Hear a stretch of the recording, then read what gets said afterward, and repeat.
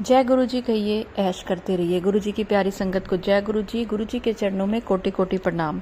संगत जी, आज एक बहुत ही प्यारा थॉट डाला गुरु जी ने कि जो भी ये सत्संग सुनेगा उसके घर से कलेश दूर होंगे, उनके घर से बीमारी दूर होगी। और अगर आप किसी कर्ज को लेकर परेशान है, चाहे किसी ने आपसे लिया हुआ है, चाहे आपने किसी को देना है, आप उस चीज़ से दूर होंगे। तो सत्संग को आपने पूरा सुनना है, क्योंकि पूरे सत्संग में ब्लेसिंग्स छुपी हुई हैं। अगर आप सत्संग पूरा सुनते हैं, जितनी देर सुनते हैं उतनी देर गुरु जी की ब्लेसिंग्स आपके ऊपर रहती हैं। मेरे चैनल पर नए हैं तो सब्सक्राइब करें, पुराने हैं तो आपको पता है कि गुरु जी के चरणों में हाजिरी लगाने के लिए जय गुरु जी लिखिए, लाइक का बटन दबाएं। और मैं तो कहती हूँ जय गुरु जी लिखें, मंत्र जाप लिखें, शुक्राना गुरु जी लिखें और अपने मन की कोई बात लिखें जो आप गुरु जी के सामने अरदास करना चाहते हैं। और फिर आप देखें नज़ारे, क्या नज़ारे गुरु जी दिखाते हैं। चलिए, आज मैं आपको एक बहुत ही विश्वास से भरा हुआ शुक्राना सत्संग सुनाने जा रही हूँ और बहुत सारे लोगों को बहुत सारे जवाब मिलेंगे। और एक बहुत ज़रूरी बात, आप इस समय जिस चिंता से घिरे पड़े हैं ना, कोई भी बात आज जो आपको सुबह से परेशान कर रही है, तो देखिए गुरु जी की रहमत देखना कि वो चीज़ आपकी जल्दी से जल्दी सत्संग पूरा सुनते ही आपकी वो परेशानी दूर हो जाएगी। तो आज का सत्संग सुनते हैं। जय गुरु जी, जय गुरु जी, जय गुरु जी की प्यारी संगत जी को मैं अपना सत्संग गुरु जी के मंत्र जाप से स्टार्ट करना चाहती हूँ। ओम नमः शिवाय, शिव जी सदा सहाय। ओम नमः शिवाय, गुरु जी सदा सहाय। जय गुरु जी। गुरु जी से मेरी जर्नी 2018 जुलाई में शुरू हुई थी, मेरी कज़न बहन के थ्रू।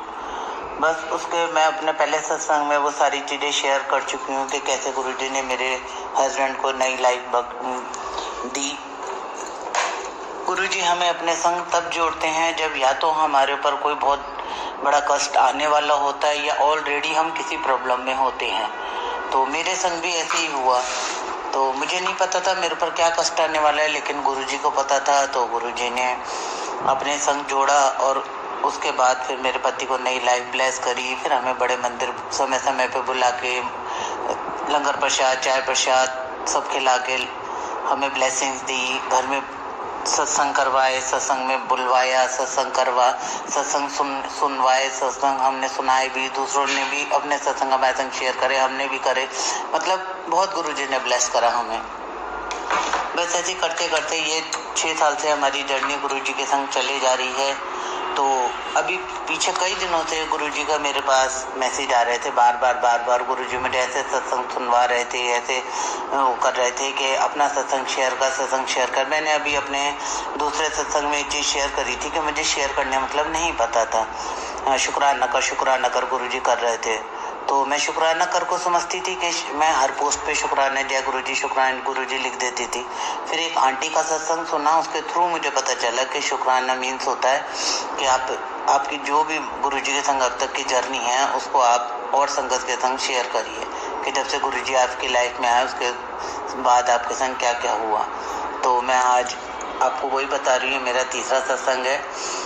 तो बहुत दिनों से मैसेज आ रहे थे लेकिन मैं नहीं कर पा रही थी, इसलिए आज मैं सब काम छोड़ के सबसे पहले अपना सत्संग ही शेयर कर रही हूँ आप लोगों के संग। तो थोड़े टाइम से गुरुजी के मेरे पास मैसेज आ रहे थे कि मतलब तेरे ऊपर मारन क्रिया करी गई है, जादू टोना किया गया है और तुझे भी, तेरे परिवार पे, तेरे हस्बैंड पे, सब पे किया गया है।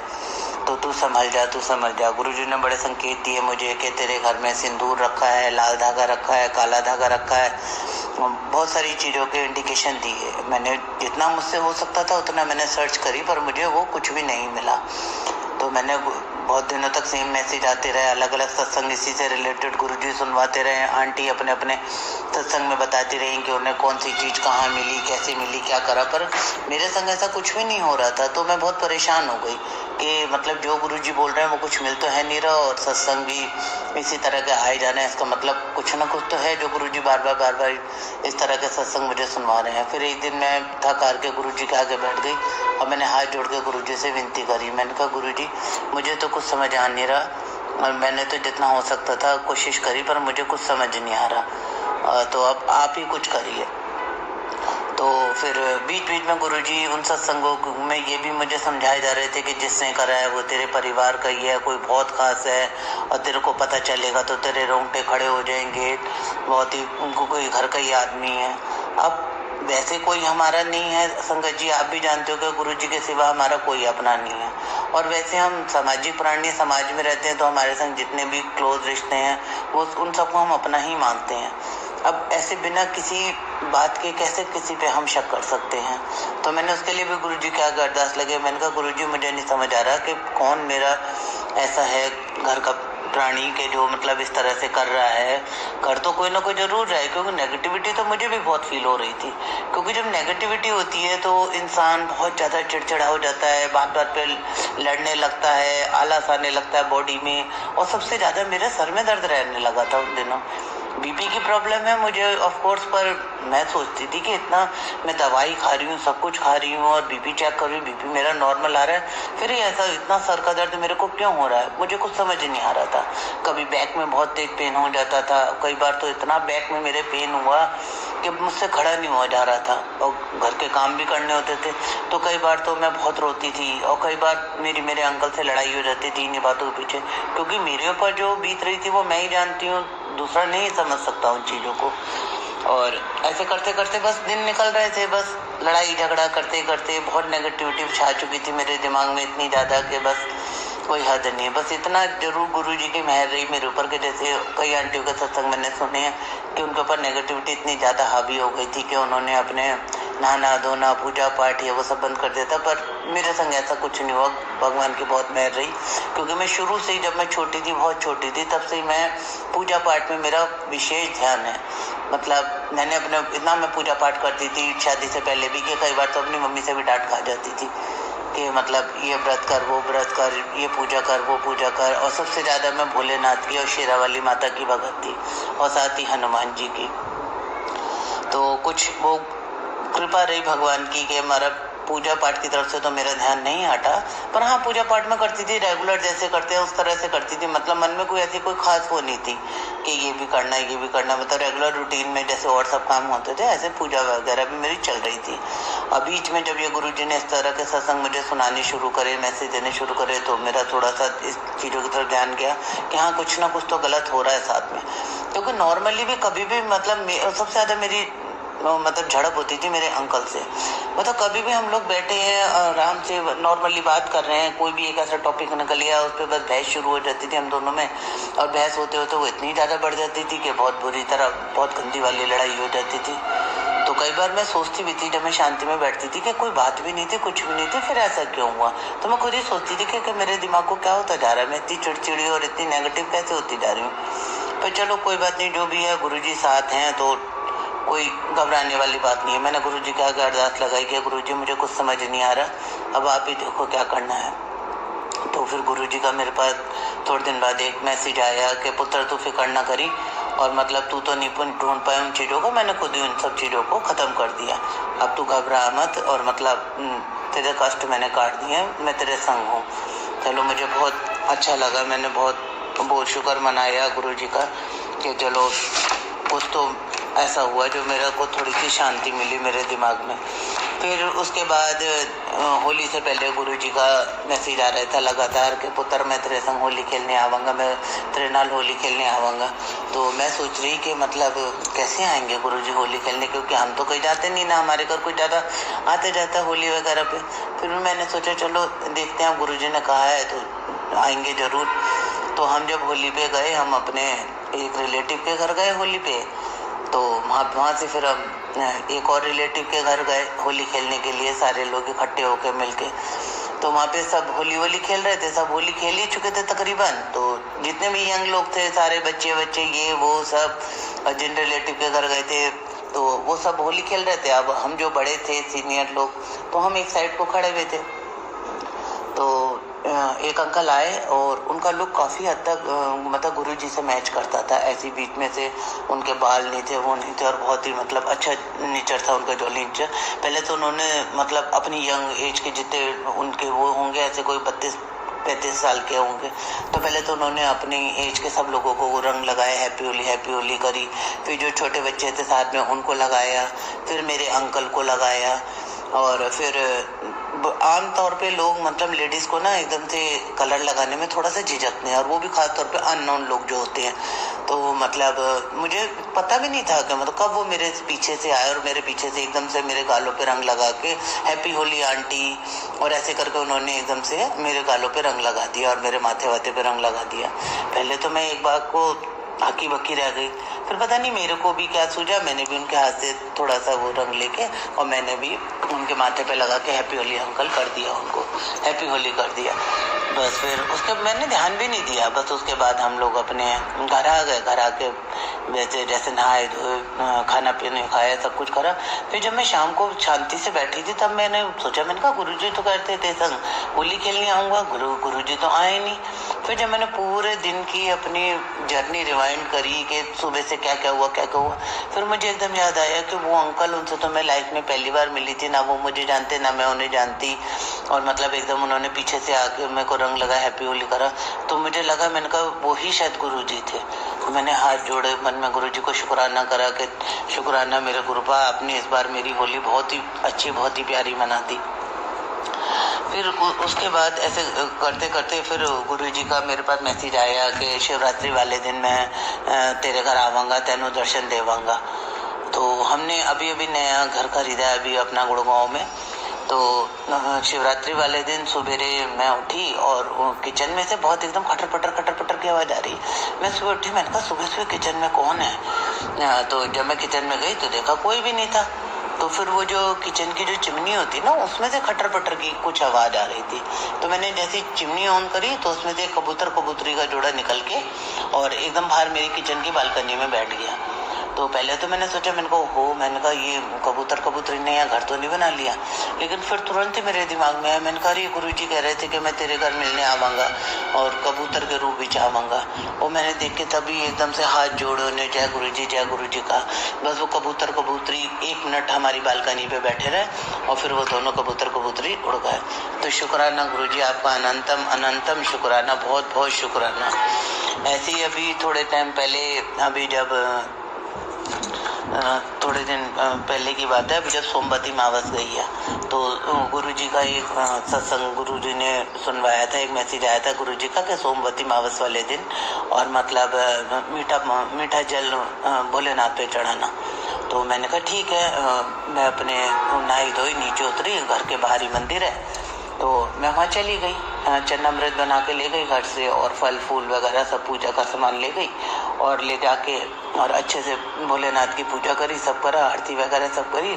उसके बाद जब मैं वापसी आने लगी तो पता नहीं मेरे मन में अचानक क्या आया कि हमारे घर के बगल में ही ना एक काफ़ी अच्छा होटल है जिसका नाम ढाबा है, मतलब लेकिन है वो पूरा होटल की तरह ही, बहुत अच्छा है। तो उसमें वहाँ ब्रेकफास्ट में ये पोहा, जलेबी, ढोकला वोकला ये सारी चीज़ें मिलती हैं और काफ़ी अच्छी होती हैं उसकी। तो पता नहीं मेरे दिमाग में अचानक क्या है, मैंने कहा चलो घर जाके नाश्ता कौन बनाएगा, तो मैं यहीं से ले चलती हूँ। अब जब मैं वहाँ लेने गई मतलब पोहा और ढोकला, तो पता नहीं क्या मेरे मन में आई, मैंने 2 प्लेट ढोकला, 2 प्लेट मतलब पोहा का अंकल को कह दिया। तो उन्होंने कूपन दे दिया मुझे। जब मैं लेने गई उनसे तो मैंने उनको कहा आप ऐसा करिए कि दोनों अलग अलग जगह पैक कर दीजिए, पोहा और ढोकला एक जगह और फिर एक दूसरा पोहा और ढोकला, मतलब 2 थैली बना दीजिए आप। तो उन्होंने कहा ठीक है, उन्होंने दे दिया, पैक करके दे दिया। अब मैं मन में सोच रही, मैंने कहा मेरे को क्या सूझा जब मैं बिल बनवा रही थी, मैं तो 1 प्लेट लेनी थी, मैंने 2 प्लेट क्यों ली। तो मुझे लगा, मैंने कहा जरूर मतलब या तो ये कुछ गुरुजी ने मेरे मन में ये बात डाली है। अब मैं मन में सोची, मैंने कहा मैं 1 प्लेट पोहे और ढोकले का क्या करूँगी। और मतलब मैंने सोचा, मैंने कहा अच्छा चलो मैं देखती हूँ कि अगर जो हमारी सोसाइटी में जो आंटी सफाई करती हैं वो करती हैं, अगर वो मेरे को मिल गई नीचे तो 1 प्लेट मैं उनको दे दूँगी। फिर मैं सोची, मैंने कहा अगर वो नहीं मिली, वो सफाई करके चली गई होंगी, फिर मैं किसको दूँ क्या।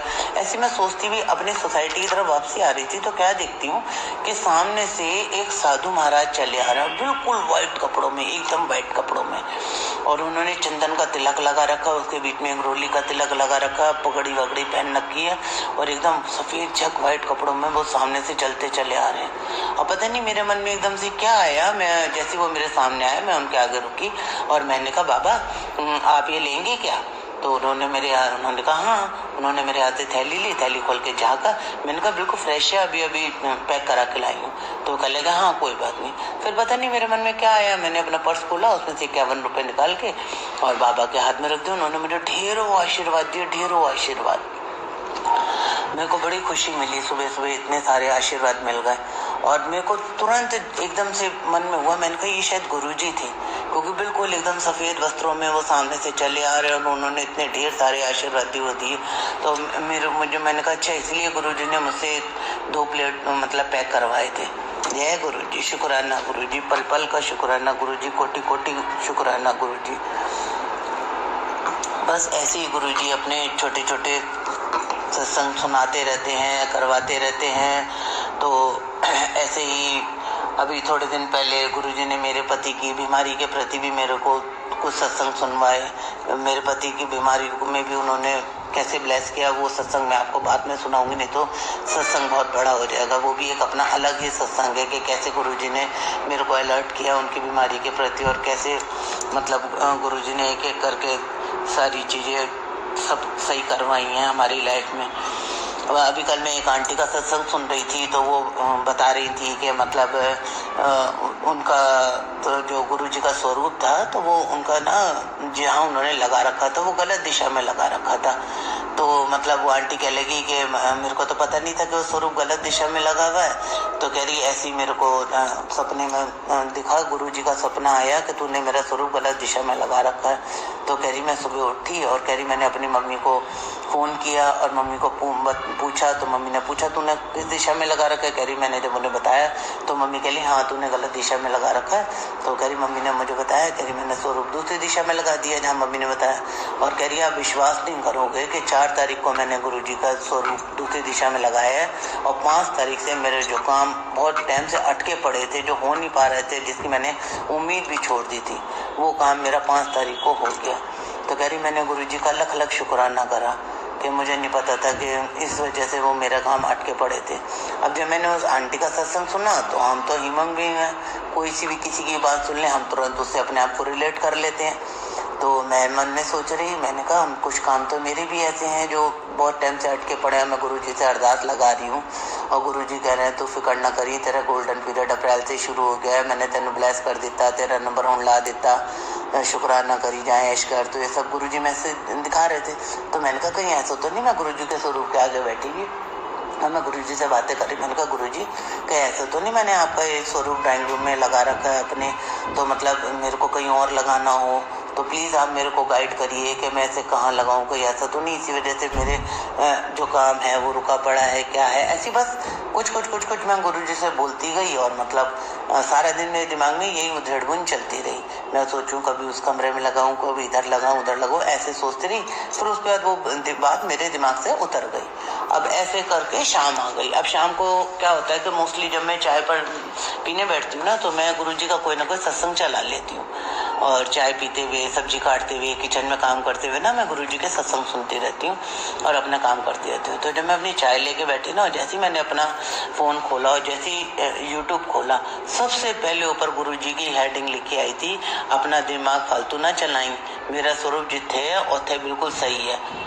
मैंने कहा जय गुरुजी, शुक्राना गुरुजी। मैंने कहा देखो गुरुजी कैसे हमारी छोटी से छोटी बात का जवाब देते हैं कि सुबह मैंने गुरुजी से क्वेश्चन करा और शाम को मतलब गुरुजी ने जवाब दे दिया कि तूने स्वरूप जहाँ लगा रखा है बिल्कुल सही जगह लगा रखा है, कोई चिंता फिक्र मत कर, मैं हमेशा हर पल तेरे संग हूँ। तो बस ऐसे ही गुरुजी के बस मुझे मैसेज मिलते रहते हैं कि पुत्र फिक्र न करी, अपने बच्चों की फिक्र न करी, मैं तेरे संग हूँ, मैंने तेरे कष्ट काट दिए हैं, तेरे पति ने नई लाइफ ब्लेस कर देती है, तेरे बच्चों का भी मैं ख्याल रख रहा हूँ, बस तू हर पल शुक्राना करती रहे। तो जय गुरुजी, शुक्राना गुरुजी। यही मेरा शुक्राना सत्संग था। सत्संग तो और भी हैं, बहुत छोटे बड़े सत्संग हैं। इनफैक्ट गुरुजी के संग बिताया हुआ हर पल ही अपने आप में एक सत्संग है। फिर से गुरुजी मुझे सत्संग की सेवा का मौका देंगे तो मैं ज़रूर फिर से और अपना नया सत्संग शेयर करूँगी संगत जी आप सबके संग। तो अब मैं अपने सत्संग को यहीं विराम देती हूँ। जय गुरुजी, शुक्राना गुरुजी। मैं अपने सत्संग को विराम देती हूँ गुरुजी के मंत्र जाप के संग। ओम नमः शिवाय, शिवजी सदा सहाय। ओम नमः शिवाय, गुरुजी सदा सहाय। जय गुरुजी, शुक्राना मेरे मालिक। बहुत ही अच्छा आंटी आपका सत्संग है। और मैं सबको बोल दूं, गुरुजी कहते थे वहमों में मत पड़ा करो, ना अहम कर ना वहम कर। यानी कि ना तो अहंकार करो किसी बात को लेके और ना किसी बात को लेके वहम करो। गुरुजी के लिए कोई दिशा गलत नहीं है, ये लोगों के अपने भ्रम है। आप गुरुजी को जहां रखेंगे गुरुजी वहीं से आपको ब्लेसिंग्स देंगे। एक चीज ये कि गुरुजी के बारे में कभी भी किसी बात को लेकर वहम ना करें। जय गुरुजी, शुक्राना गुरुजी।